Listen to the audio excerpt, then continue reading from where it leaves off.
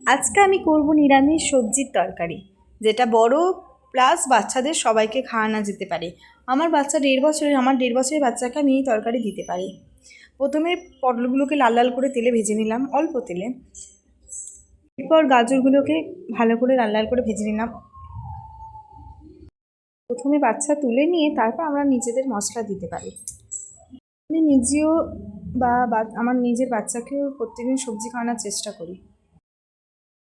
এরপর পেঁপেগুলোকে অল্প তেলে ভেজে নিলাম। বাচ্চা বড় দুজনের জন্যই পেঁপে খুব ভালো। পেঁপেগুলো ভাজা হয়ে গেলে আলুগুলোকে একটু হালকা ভেজে নিলাম। আলু আপনারা নাও দিতে পারেন। এখানে পটল, পেঁপে, গাজর এবং আলু দিয়ে সবজিটা হচ্ছে। এবার তেলের মধ্যে 5 ফোড়ন আর টমেটো দিয়ে একটুখানি ভাজা ভাজা করে সবজিগুলো দিয়ে একটু তেল নেড়ে তার উপরে একটু আদা বাটা আর জিরে বাটা দিয়ে একটু নেড়ে নিয়ে তার হলুদ, চিনি দিয়ে একটু জল দিয়ে ফুটিয়ে নিলাম।